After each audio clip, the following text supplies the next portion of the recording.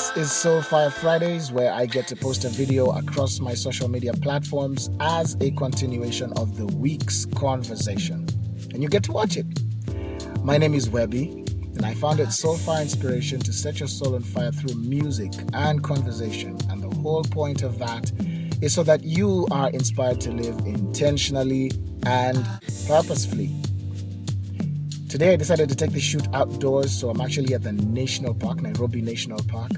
And so I'm surrounded by greenery and amazing views and perhaps an animal lurking in the bushes behind me, birds chirping, and the occasional flight passing overhead. But don't mind them, we're about to get into an exciting conversation. Well, I think it's exciting because it's something that I've been wanting to debunk for a really long time, and finally the chance is here.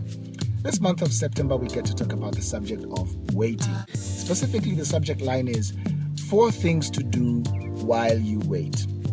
Now, waiting isn't always the most exciting experience for most of us. Whether you're waiting for a response after going for a job interview or for someone's health to improve, maybe your own, whether you're waiting for that breakthrough in whatever aspect of your life, or just waiting for things to change so that the circumstances can be more favorable, or maybe even when you're just waiting in traffic and you're trying to get to some place and you're short on time. For many of us, the experience of waiting is something that we endure. And if we had the choice and the chance, we would probably do away with it altogether. Because why wait when you can just have it immediately? You've probably been waiting, you're probably waiting right now, but you're definitely going to wait at some point in the days to come. Now, the purpose of our conversation is to help us see that waiting isn't necessarily a bad thing, and it isn't necessarily something that we have to hate. But specifically, we're going to look at 4 different things that we could do in our experience or in our moment or in the waiting halls of life, as I'd like to say, that can improve our attitude and our mindset while we do. I'm going to just jump right in and tell you that the first thing that I believe would really improve the waiting experience for you and for me also, because this is a reminder, is to visualize. If you can visualize the end result or that thing that you're waiting for, that thing that you're expecting, then I think that it makes the waiting experience a little bit more bearable, because you see, it's amazing how tolerable a person can be when they feel a sense of purpose in a situation, and especially when that situation is unideal. You know, for the purposes of this conversation, let's imagine that waiting is that unideal circumstance. If you're just waiting around and you don't feel any sense of purpose, and you haven't already predetermined for yourself that whatever you're waiting for is of importance, then it's going to be a very difficult wait, and you are very likely to give up somewhere in the middle.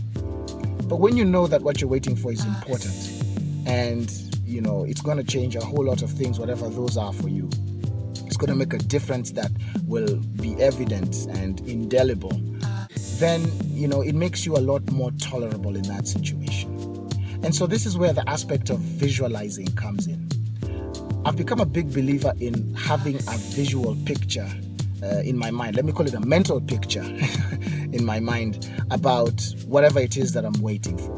You know, let's assume, for instance, I'm waiting for a breakthrough with a new record that I'm putting out. Let's assume I've already put out the record and I'm just, I've shared it out with the world, and I'm just hoping that it's going to do well, that it's going to have an impact on people's lives, or I'm waiting for it to eventually get to the people that I want to hear it. You see, I can be very anxious in my wait, and this is not necessarily a typical situation, but I'm trying to create a picture in your mind, and you can insert whatever circumstance is familiar to you.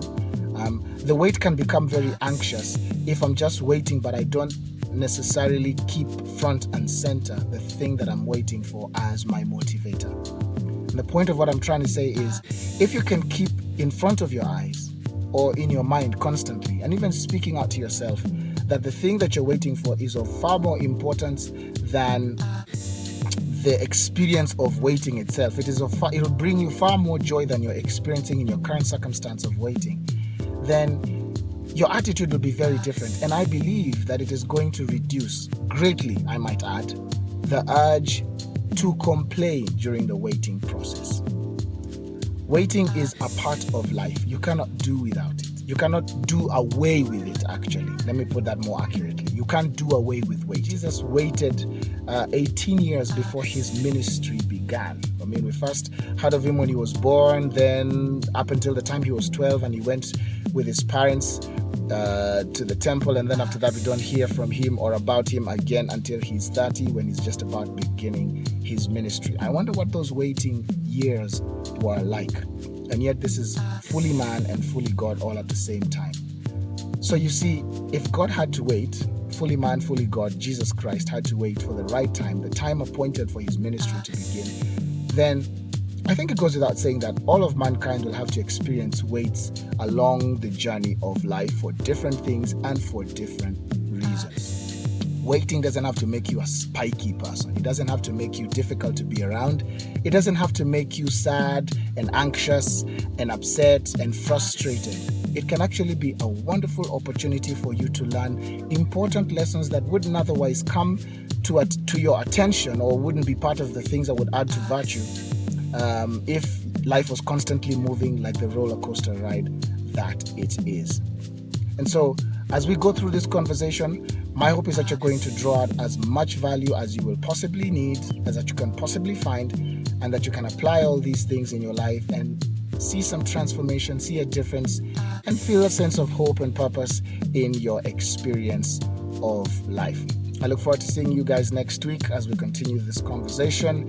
For this week, I wish you all the best. God bless you. Thank you for tuning in. I appreciate you.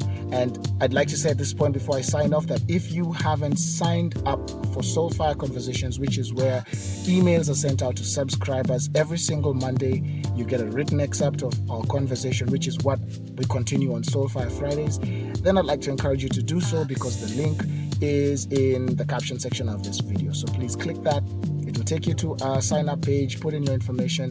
You only do that once. Every single Monday when I release an email, you get that, and we keep on going. The conversations keep on coming out, and you keep being a part of it. So please do that. See you next week on SoulFire Fridays. God bless.